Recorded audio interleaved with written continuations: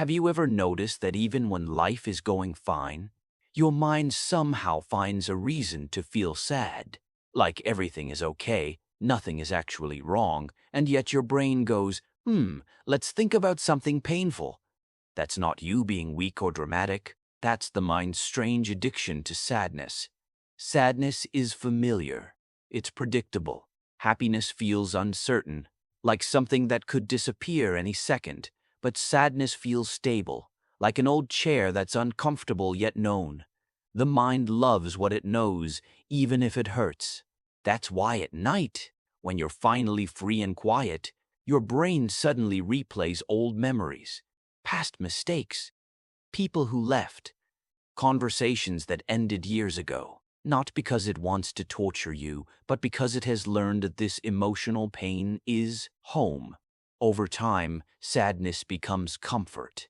It gives the mind something to chew on, something to analyze, something to feel busy with. Happiness, on the other hand, feels empty to the mind. There's nothing to fix, nothing to replay, nothing to overthink. So the brain gets bored and goes searching for pain, the same way someone opens the fridge at 3 a.m. Not because they're hungry, but because they want something. Another reason the mind clings to sadness is identity.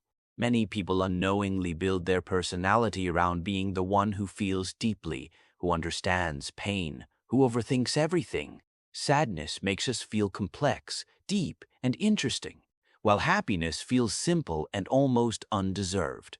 When we're sad, people ask questions, they listen, they care. When we're happy, they just say nice and move on. So the mind learns that sadness gets attention and meaning.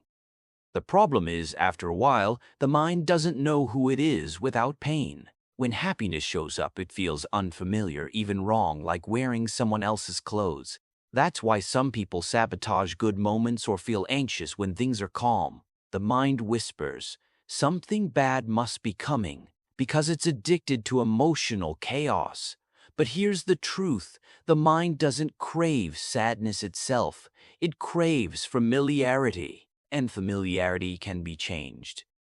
Just like the mind learned to return to pain, it can learn to stay with calm. The first step isn't forcing happiness or pretending everything is okay.